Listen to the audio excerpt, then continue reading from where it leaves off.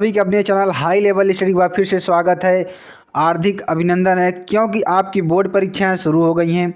हम आपकी तैयारी के लिए बहुत ज़्यादा जी तोड़ से मेहनत कर रहे हैं। आपके लिए मॉडल पेपर ला रहे हैं क्योंकि आपका एग्ज़ाम मेरा एग्ज़ाम, क्योंकि हम लोग आपको पढ़ाते हैं तो अच्छी सी जाहिर सी बात है, अगर आप लोग पास होंगे या एग्ज़ाम में टॉप करेंगे तो हम लोग का ही नाम रोशन होगा। ठीक है, कि कोई बंदा था जो हमें पढ़ाया था कि ये प्रश्न आया था, ये प्रश्न जाहिर सी बात है आ गया। तो मेरे पेरेंट्स आपको क्या करना है, जो भी चैनल पर नए जुड़ेंगे तुरंत चैनल क्या कर लेंगे, सब्सक्राइब कर देंगे, लाइक कर देंगे, कमेंट कर देंगे। और जो भी स्टूडेंट्स हमारे पुराने होंगे तुरंत चैनल को शेयर करें, तुरंत लाइक कर देंगे। ठीक है, चलिए कक्षा 12 विषय जीव विज्ञान की बात करते हैं। ठीक है, 2022 मॉडल पेपर की बात करेंगे और इसमें उन्हीं प्रश्नों को बात करेंगे जो आपके लिए बेहद ही इंपॉर्टेंट है। ठीक है, चलिए पहले प्रश्न की बात करते हैं। पहला प्रश्न देखिए क्या है, बहुविकल्पी प्रश्न है। क्या पुरुष से संबंधित है? इसमें 4 ऑप्शन आपको दिए गए हैं। ठीक है, इन चारों ऑप्शन में से आपके कौन से संबंध ऐसा है जो पुरुष से संबंध रखता है? जैसे वैसेक्टोमी, गोलियां गोलियां या ट्यूबेलेक्टोमी, इनमें से कोई नहीं, यानी नन ऑफ दिस या नॉट। तो इसका आंसर क्या हो जाएगा, वैसेक्टोमी। ठीक है, वैसेक्टोमी हो जाएगा। ठीक, चलिए आगे आपको बताते हैं। मानव में ए बी और रुधिर वर्गों के कितने जीनोटाइप पाए जाते हैं? मानव में ए बी और रुधिर वर्गों के कितने जीनोटाइप पाए जाते हैं? देखिए इसमें 4 ऑप्शन आपको मिलेंगे। पहला ऑप्शन क्या है, 2 है, दूसरा 4 है, तीसरा 6 है, चौथा क्या है, 8 है। तो इसमें आंसर की बात करेंगे, आंसर क्या हो जाएगा, आंसर नंबर बी यानी कि 4 होगा। अगर आपको समझ में आ जाए तो प्लीज़ कमेंट करके ज़रूर बताइएगा, और बहुत ही अच्छी तरीके से अगर हम आपको समझा पाएँ तो हमारा यहाँ सौभाग्य होगा कि हम आपको अच्छी तरीके से समझा पा रहे हैं। ठीक है, तो मेरे प्यारे स्टूडेंट्स आपको बस लास्ट तक जुड़े रहना है और वीडियो को पूरा वॉच करके ही जाना है। ठीक है, चलिए कौन सा आनुवंशिक विकार 21वें क्रोमोसोम की त्रिसूत्रता के कारण होता है? ऐसा कौन सा आनुवंशिक विकार है जो 21वें क्रोमोसोम के त्रिसूत्रता के कारण होता है? Klinefelter syndrome, Turner syndrome, down syndrome या थैलेसीमिया?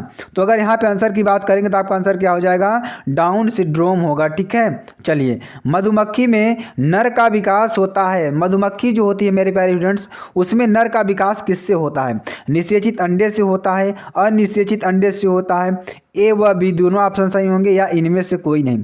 तो मेरे प्यारे स्टूडेंट्स अगर आंसर की बात करेंगे तो आंसर क्या हो जाएगा आपका, अनिषेचित अंडे से होगा। ठीक है, चलिए आगे आपको बताते हैं अति लघुत्तरीय प्रश्न को थोड़ा आपको अच्छी तरीके से समझाने का प्रयास करेंगे।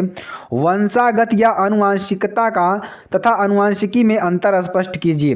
तो वंशागति को परिभाषित करना है हमें, किसको, वंशागति को परिभाषित करना है। ठीक है, देखिए अनुवांशिक लक्षणों के जनकों से, किससे, अनुवांशिक लक्षणों के जनकों से संतति में पहुंचने को अनुवांशिकता या वंशागति कहते हैं। ठीक है, विज्ञान की वह शाखा जिसके अंतर्गत अनुवांशिक लक्षणों एवं उनकी वंशागति का अध्ययन किया जाता है अनुवांशिकी कहलाता है। ठीक है, तो आपको ये समझ में आ गया होगा कि अनुवांशिकी किसे कहते हैं, वंशागति किसे कहते हैं।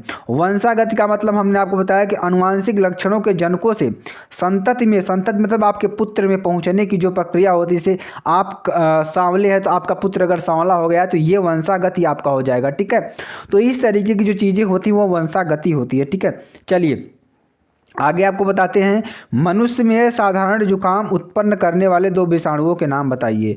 आपके बहुत से लोग, जब मौसम चेंज होता है, मौसम चेंज होगा, अभी ठंडी थी गर्मी हो रहा है तो अभी बहुत तेज़ी से मौसम चेंज होगा। तो जब मौसम चेंज होगा तो आपके अंदर जो होगा ना कि एक प्रकार से मौसम चेंजिंग के समय कई प्रकार से बीमारियाँ घेरने लगती हैं, जीव जंतुओं का ज़्यादा उत्पन्न होने लगता है। ठीक है, तो इस समय क्या होता है कि आपको सर्दी जुकाम बुखार नॉर्मल बातें हो जाती हैं। तो कौन से 2 विषाणु है हमारे, पहला विषाणु है राइनो वायरस, दूसरा हमारा क्या है, कोरोना वायरस। ठीक है, चलिए ये नया जुड़ गया कोरोना वायरस तो पहले से ही था, ये नया जुड़ गया है आपके में। तो देखिए लीडिंग कोशिकाओं द्वारा संश्लेषित और स्रावित विषाणु हार्मोन का नाम लिखिए। ठीक है, तो लीडिंग कोशिकाओं ल्यूटिनाइजिंग हार्मोन के नियंत्रण में, ठीक है, टेस्टोस्टेरॉन एवं एंड्रोजन हार्मोन का स्रावण करती है। ठीक है, तो ये आपको अच्छी तरीके से समझ में आना है मेरे प्यारे स्टूडेंट। ठीक है, उन्नायक को परिभाषित कीजिए। ठीक है मेरे प्यारे स्टूडेंट, उन्नायक को हम परिभाषित करते हैं, देखिए कैसे, डीएनए का यह अनुक्रम जीन अनुलेखन इकाई बनाता है। क्या बनाता है, जीन अनुलेखन इकाई बनाता है, तथा अनुलेखन में स्थित टेम्पलेट व कूटलेखन रज्जुक का निर्धारण करता है। ठीक है। चलिए अब लघुत्तरी प्रश्न की बात करते हैं। लघुत्तरी प्रश्न आपके लिए बेहद इंपॉर्टेंट है मेरे प्यारे स्टूडेंट्स। पूरा मॉडल पेपर आपको दे रहे हैं 70 में 70 नंबर का, और इसमें जो प्रश्न हम बता रहे हैं 2022 बोर्ड के लिए बेहद ही इंपॉर्टेंट होंगे मेरे प्यारे स्टूडेंट्स, तभी हम आपको बता रहे हैं। बस आपको रुकना है, ठहरना है, पढ़ते चलना है, कोई भी चीज़ घबराने की जरूरत, जो आपको प्रश्न लगे इंपॉर्टेंट है उसको आप नोट डाउन कर सकते हैं। चलिए, शुक्राणु जनन क्या है? संक्षेप में शुक्राणु जनन की प्रक्रिया का वर्णन करें। पुरुष में शुक्राणु बनने की प्रक्रिया पर टिप्पणी लिखिए या शुक्राणु जनन को परिभाषित कीजिए। ठीक है, देखिए, नर युग्मक की निर्माण प्रक्रिया जो होती है, नर युग्मक की निर्माण प्रक्रिया शुक्र जनन कहलाती है। क्या कहलाती है? शुक्र जनन कहलाती है। वृषण की जनन उपकला में, यानी वृषण की जनन उपकला के अर्धसूत्री विभाजन द्वारा, किसके द्वारा? अर्धसूत्री विभाजन द्वारा शुक्राणु बनते हैं। क्या बनते हैं? शुक्राणु बनते हैं। यह क्रिया निम्न प्रकार से होती है। चलिए इस क्रिया को पढ़ते हैं, कितने प्रकार से यह क्रिया आपकी हो सकती है। पहली है हमारी इस मैट्रिक का निर्माण। यह क्रिया निम्नलिखित उपचरणों में पूरी होती है।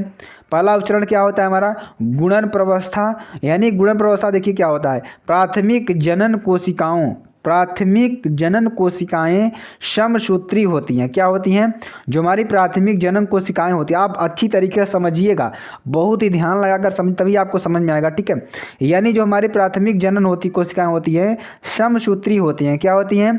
समसूत्री होती हैं, तथा इस मेरोटोगोनिया बनाती है। क्या है? ठीक है, इसमें गोटोमिया बनाती है, थोड़ा आप लोग समझ लीजिएगा, इसको लिख लीजिएगा, बनाती हैं। ये सभी कोशिकाएं द्विगुणसूत्री होती है। ठीक है, चलिए, वृद्धि प्रावस्था में देखिए, स्प्रेमेगोटोनिया नर्सिंग कोशिकाओं से क्या होती हैं? बाध्य जाती है। ठीक है, बाध्य जाती हैं, तथा इस अवस्था में प्राथमिक स्पर्मेटोसाइट कहते हैं। यह अवस्था की द्विगुणसूत्री होती है। ठीक है, चलिए आगे आपको बताते हैं। परिपक्व प्रावस्था, प्राथमिक स्पर्मेटोसाइट में एक जिसमें द्विगुणित कोशिकाएं बनती है। अर्धसूत्री विभाजन होता है। क्या होता है इसमें? अर्धसूत्री विभाजन होता है, जिससे द्विगुणित कोशिकाएं बनती है, जिन्हें द्वितीयक स्पर्मेटोसाइट कहते हैं। प्रत्येक द्वितीयक स्पर्मेटोसाइट में समसूत्री विभाजन होता है। अतः प्रत्येक प्राथमिक स्पर्मेटोसाइट में 4 कोशिकाएं बनती है, जिन्हें स्पर्मेटिड कहते हैं। ठीक है, चलिए 2 नंबर की बात करते हैं। स्पर्मेटिड का कायांतरण होता है। तो स्पर्मेटिड में कुछ परिवर्तन होते हैं, जिनके द्वारा शुक्राणु बनता है। ये परिवर्तन निम्न है। चलिए ये परिवर्तन कौन कौन से हैं? न्यूक्लियन जो है हमारे, न्यूक्लियस ठोस हो जाता है। जो न्यूक्लियस होता है, जो हमारा केंद्रक होता है, वो क्या होता है? ठोस हो जाता है। स्पर्मेटिड से आरएनए निकलने के कारण केंद्रक आगे की तरफ नुकीला हो जाता है। न्यूक्लियोलस तथा प्रोटीन खत्म हो जाती है। ठीक है, चलिए, माइक्रोकांडिया का क्या कार्य होता है? दूसरा क्या है? माइक्रोकांडिया दूरस्थ सेंट्रिओल के चारों तरफ, किसके? दूरस्थ सेंट्रिओल के चारों तरफ एकत्रित होकर एक आवरण बना लेता है, जो शुक्राणुओं को ऊर्जा देता है। गाल्जिकाय केंद्रक के अग्रभाग पर एल्कोसोम में परिवर्तित हो जाता है। ठीक है, चलिए आगे क्या है हमारा? तीसरा, दूरस्थ सेंट्रिओल एक्सोनीमा बनाता है। क्या बनाता है? दूरस्थ सेंट्रिओल एक्सोनीमा बनाता है। चौथे नंबर की बात करते हैं। अधिकतर कोशिका द्रव्य नष्ट हो जाता है, लेकिन इसका कुछ भाग शुक्राणु की पूंछ के चारों तरफ एक परत बना लेता है। ठीक है, शुक्राणु की पूंछ के चारों तरफ एक परत बना लेता है। ठीक है, उपर्युक्त सभी क्रियाएं सर्टोली कोशिकाओं के जीव द्रव्य में होती हैं। परिपक्व शुक्राणु शुक्रजनन नलिका की गुहा में छोड़ दिए जाते हैं, तथा वहां से निकलकर लगभग 18 से 24 घंटे एपिडाइडिमस में रहते हैं। ठीक है, चलिए आगे आपको बताते हैं। डीएनए से डीएनए के निर्माण में कौन से एंजाइम भाग लेते हैं? तो डीएनए से डीएनए के निर्माण में हमारे कौन से एंजाइम भाग लेते हैं? मेरे प्यारे स्टूडेंट्स, अगर आपको वीडियो पसंद आ रही है तो प्लीज़ लाइक कमेंट शेयर जरूर करिएगा। आपके लिए दिन भर वीडियो बनाएंगे, दिन भर आपको देंगे, सारी चीज़ों की तैयारी कराएंगे। बस आप में क्या करेंगे? शेयर, लाइक, कमेंट, सब्सक्राइब करना है और कुछ नहीं करना है। इतनी मेहनत आप लिए करते हैं तो आप थोड़ी सी मेहनत तो कर ही सकते हैं। आपसे रिक्वेस्ट है। ठीक है, चलिए, डीएनए पॉलीमरेज, पॉलीन्यूक्लियोटाइड लाइगेज, ये आपके 2 हैं जो एंजाइम भाग लेते हैं डीएनए के निर्माण में। ठीक है। तो स्टूडेंट्स आपको वीडियो कैसी लगी, यह जो मॉडल पेपर है कैसा लगा, कमेंट सेक्शन में ज़रूर बता सकते हैं। फिर मिलते हैं नेक्स्ट वीडियो में नए टॉपिक के साथ। और हाँ, लिंक डिस्क्रिप्शन में दी है टेलीग्राम चैनल की, वहाँ से जा करके तुरंत डाउनलोड कर लेना PDF को, और बहुत ही इंपॉर्टेंट है, ठीक है PDF। फिर मिलते हैं नेक्स्ट वीडियो में नए टॉपिक के साथ, तब तक के लिए जय हिंद जय भारत।